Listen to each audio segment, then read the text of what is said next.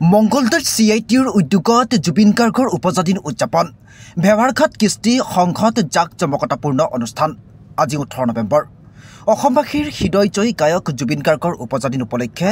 আজিৰ দিনটোত মংগলদৈত CITৰ সক্ৰিয় উদ্যোগত এক জাকজমকতাপূৰ্ণ অনুষ্ঠানৰ অনুষ্ঠিত কৰা হয় অনুষ্ঠানটোত অনুষ্ঠিত হয় ভেৱাৰঘাট কৃষ্টি সংঘৰ প্ৰাংগণত য'ত সকলো বয়সৰ শতাধিক লোকৰ উপস্থিত থাকে আয়োজকসকলে জুবিন গাৰ্গৰ শিল্পযাত্ৰা সমাজ সেৱকমূলক মনোভাৱ আৰু অসমীয়া সংস্কৃতিৰ প্ৰতি তেওঁৰ অৱদানৰ বিষয়ে বিশেষভাৱে আলোচনা কৰে দিনটোক উদযাপন কৰি সাংস্কৃতিক অনুষ্ঠান মমবাতি প্ৰজ্বলন সংগীত অনুষ্ঠান আদি বিভিন্ন কাৰ্যসূচীও হাতত লয়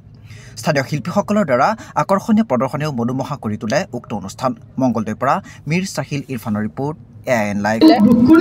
আমি ভবা নাছিলো তেওঁ যে ইমান সোনকালে আমাৰ মাজৰ পৰা গুচি যাব তেওঁ আচলতে অন্যায়ভাৱে মানে হত্যা কৰা বুলি ইতিমধ্যে যিহেতু প্ৰচাৰ হৈছে স্বয়ং মুখ্যমন্ত্ৰী ডাঙৰীয়াই কৈছে জুবিন গাৰ্গক হত্যা কৰা হৈছে নহয়নে বাৰু তেখেত নিশ্চয় আমাৰ মাজত আৰু বহুদিন থাকিলেহেঁতেন গতিকে তেখেতৰ মৃত্যুত আমি সঁচাকৈয়ে খুব আঘাত পাইছিলোঁ তেখেতক আমি আগতে বহুত মানে ভালদৰে তেওঁক বুজি পোৱা নাছিলোঁ তেওঁৰ যে এজন সামাজিক তেওঁৰ যে সমাজৰ কাৰণে ইমান কৰিছে আমি কেৱল ভাবিছিলোঁ তেওঁ কেৱল গান গায় গায়ক হিচাপেহে আমি জানিছিলোঁ কিন্তু তেওঁৰ সেই জুবিন গাৰ্গ সেই সত্তাটোত যে বহুত গুণ যে সোমাই আছে এই কথাটো আমি কিন্তু আচলতে জানা নাছিলোঁ যেতিয়া তেওঁৰ মৃত্যু হ'ল মৃত্যুৰ পিছতহে আমি তেওঁৰ গুণবিলাক ক্ৰমান্বয়ে জানি আহিছোঁ বুজি আহিছোঁ আৰু যিমানেই আমি শুনিছোঁ যিমানেই বুজিছোঁ সিমানেই আমাৰ তেওঁৰ প্ৰতি শ্ৰদ্ধা উপজিছে দুখে বেছি আৱৰি ধৰিছে গতিকে তেওঁৰ প্ৰতি শ্ৰদ্ধা জনাই আমি আজি জন্মদিনৰ লগতে তেখেতৰ শ্ৰদ্ধাঞ্জলি অনুষ্ঠান আমি CITৰ অন্তৰ্গত বহুকেইটা সংগঠনে লগ লাগি আজি আমি এই অনুষ্ঠানটি অনুষ্ঠিত কৰিছোঁ আমি তেওঁক আমাৰ মাজৰ পৰা আমি মৃত্যু হ'বলৈ নিদিওঁ আমি কোনোবাৰে তেওঁৰ মৃত্যু দিৱস আমি পালন নকৰোঁ আমি কিন্তু তেওঁৰ জন্মদিনটো আমি পালন কৰি যাম তেওঁক আমি আমাৰ মাজত জীয়াই ৰাখিম সঁচাকৈ জুবিন গাৰ্গ তেওঁ এজন স্পষ্টবাদী আছিলে আৰু তেওঁ কোনো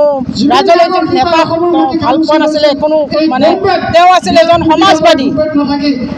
তেওঁ সমাজবাদক বামপন্থীক তেওঁ ছাপোৰ্ট কৰিছিলে তেওঁ নীতি আদৰ্শ তেওঁৰ নীতি আদৰ্শ আমাৰ আদৰ্শৰ লগত মিলি যায় গতিকে তেখেত যে আমাৰ আছিল এজন আমি আমাৰ মাজৰ এজন এনেকুৱা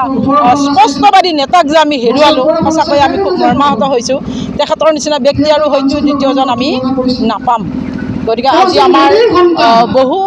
বান্ধৱী আহি উপস্থিত হৈছে আমাৰ যিকেইটা সংগঠনে সম্পূৰ্ণভাৱে সহায় সহযোগিতা আগবঢ়াইছে গতিকে তেখেতৰ এই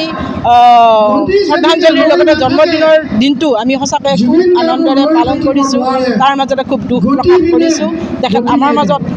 তেখেতৰ দৰে আৰু যাতে কোনোবা এজন আহে আৰু হাজাৰ হাজাৰ জুবিন গাৰ্গৰ যাতে জন্ম হয় আমি সেইটো বিচাৰিছোঁ আৰু তেখেতে খুব মৰম কৰিছিল জীৱ জন্তুও তেখেতক খুব ভাল পাইছিল কাৰণ আমি দেখিছোঁ তেখেতৰ মৃত্যুত জীৱ জন্তু ইমান কি কান্দিছে জীৱ জন্তুও দুখ কৰিছে আৰু মৃত্যুবৰণো কৰিছে গতিকে আমি তেখেতৰ দুখত সকলোৱে দেখি যিহেতু গতিকে তেখেতৰ নীতি আদৰ্শ জীয়াই ৰাখক আৰু জীৱ জন্তু সকলোৱে সমানে মৰম কৰক আৰু তেওঁৰ যিখিনি বাক্য কৈ থৈ গ'ল যিখিনি আদৰ্শ দেখা থৈ গ'ল সেই আদৰ্শখিনি আমাৰ মাজত জীয়াই ৰাখক যুৱ প্ৰজন্মই তাৰ কাৰণে আমি বাৰে বাৰে যুৱ প্ৰজন্মক মানে আহ্বান জনাইছোঁ আৰু ফেচবুকত আমি পাইছোঁ জুবিন গাৰ্গৰ কাৰণে সকলোৱে মদ ত্যাগ কৰিব লাগে হয় কথাটো মদে যিহেতু মানুহক ধ্বংসৰ ফাললৈ টানি নিয়ে আমাৰ অসমখন বিপথে পৰিচালিত কৰে গতিকে মদ আচলতে মদ বোলা বস্তুটো এই সুৰা বস্তুটো তাৰমানে আচলতে সকলো যুৱ প্ৰজন্মই ত্যাগ কৰিব আমি এইটো বিচাৰিছোঁ জুবিন গাৰ্গে মদ খাইছিল তেওঁক আচলতে মদ খুৱাইছিল তেওঁক মদ খুৱাইছিল আমি এতিয়া ভাবিবলৈ বাধ্য তেওঁক মদ খুৱাই মৰৰ লগত হয়তো তেওঁক কিবা বিষপানো কৰাইছিল সেইকাৰণে ক্ৰমান্বয়ে তেওঁ ৰোগীয়া হৈ আহিছিল আৰু দুৰ্বল হৈ আহিছিল গতিকে এই দুৰ্বল শৰীৰটো লৈয়ে তেওঁ বিভিন্ন অনুষ্ঠান প্ৰতিষ্ঠান কৰিছিল আৰু তেওঁৰ জৰিয়তে বহুতে কিন্তু টকা অৰ্জা মেচিন হিচাপে ব্যৱহাৰ কৰিছিল ইতিমধ্যে যিহেতু প্ৰচাৰ হৈছে এইবিলাক গতিকে সেইকাৰণে আমিও জুবিনদাৰ আশাৰে আমিও কৈছোঁ ঘেণ্টা এইখিনি কওঁতে যদি আমাক কোনোবাই যদি কিবা বেয়া ভাবে আমি কোনো ধৰণৰ ভয় নকৰোঁ এইটো কৈছোঁ আমি এইটোৱেই গঠন